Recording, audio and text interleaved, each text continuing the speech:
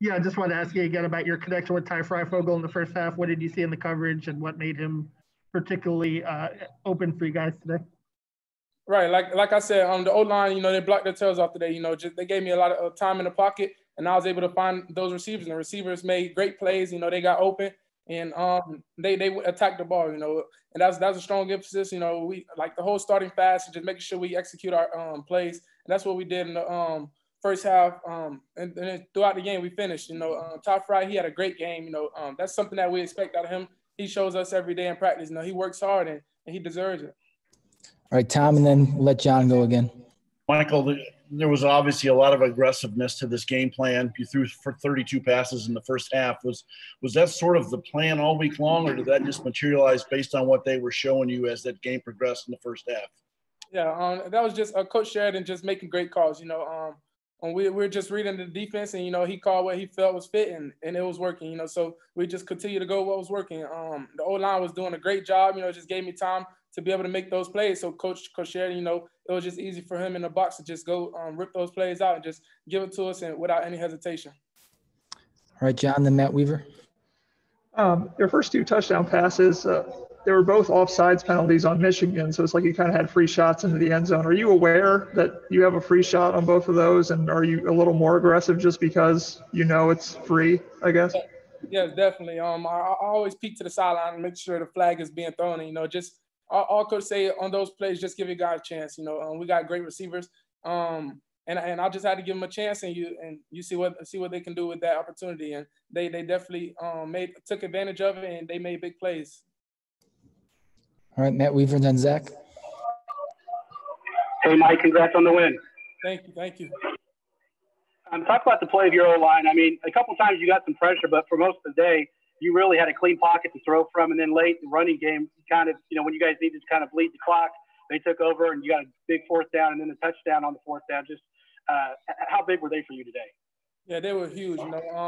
That's just something that we emphasize this week in practice. Just talking to the O-line, make sure that they're doing the right jobs and just playing tough. They play tough football. They play very physical. And that's what we knew we had to do to be able to beat a team like this. And they came out and made sure that they took care of their jobs. And with the running game, I think we had like over 120. So, that definitely shows like our O-line against that defense, our O-line definitely played their tails off and they made sure that they got the job done. All right, Zach, and then Sammy Jacobs. It's kind of along those same lines, but not even just talking about this game. I know Coach Allen talked even in the last season about being a team that finished better, whether it was drives or in particular, once you're able to get into a lead, drives that take a lot of plays, to, take a long time. I think there was that drive off Jalen's interception was 29 yards, and I think he still used almost 4 minutes of clock. Just as a quarterback, what's your role in maybe not just moving the football, but when you get into a game like this where you've got a lead and you're kind of trying to basically control the game to the end, making sure that you're stretching drives out, converting third down, seeing what you're needing to see, I suppose. I mean, you just said it, just controlling the game, managing the clock and just being smart with the time that we have up there. And our main emphasis was just telling the offensive line, just block extremely hard and telling our running backs to make sure we hold the ball and get a first down. And that's what we did. I feel like it's just something that we practice every day. Just making sure that we manage the clock right and make sure that we know what we're doing in certain situations and we take advantage of it. All right, Sammy, then Rick Bozich. Congratulations, Mike. I'm piggybacking off of John's question about the offsides. You guys drew them offsides a lot. Was there something in particular that you were doing that caused that, or was it just their over-aggression? I feel like maybe it was their over-aggression. I don't know. They weren't disciplined in that area, but just Coach Sheridan just taking advantage of what they're giving us. Giving us those play calls, make sure that we're able to read the defense, just know it. Make sure we get into the not the perfect play, but the best play. And that's what we did today. Just taking advantage of those offsides. We turned two of them into touchdowns, so it's just great. All right, Rick Bozich, and then Jeff Rabjohns. Yeah, Michael, it's the first time Indiana's beaten Michigan since '87. First time they've ever beaten Penn State and Michigan in the same season.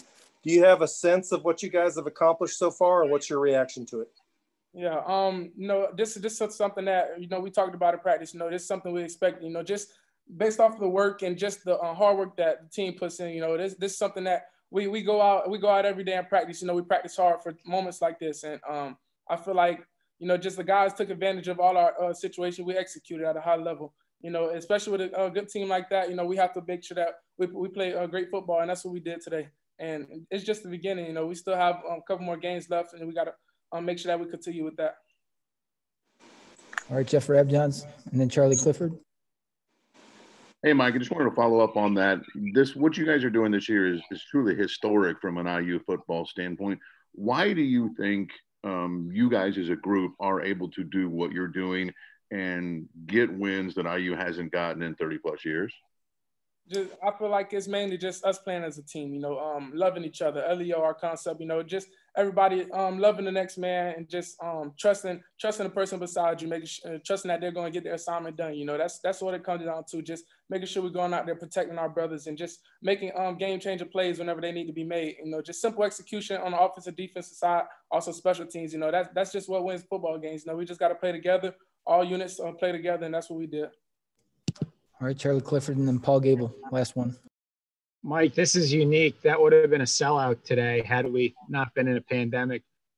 What is it like, though, on campus? You're walking around as the quarterback of this team. What are you seeing? What are you feeling? Yeah, if I were to be honest with you, I don't walk around campus that much because of the corona going on. So I don't really know the people off campus. They could probably answer that for you, but I can't answer. I'm never around campus that much. All our classes are online right now. All right, Paul, last one. Hey, Michael, another week where the defense comes up with takeaways. You see them every day in practice. What makes this unit extremely special? That's just their big. That's one of their main emphasis. You know, to create takeaways, and that's what they do. You know, every day in practice, you know, we watch them ripping at the ball. You know, attacking the ball, the defensive backs. You know, that's just something that they work on every day in practice, and they're just executing it on the field. And like one person I want to talk about, Jalen Williams. You know, he works extremely hard. You know, I think it's his third interception this year already with 3 games. You know, he's been playing his tail off, and he does it every day in practice. And that's the same thing with the whole defense. You know, that's something that they emphasize every day, and that's something that offense on the other side, you know, when we're going against them, you know, we make sure that we protect the ball. So it's always back and forth, and it just shows in the game, you know, all the hard work that they put in practice.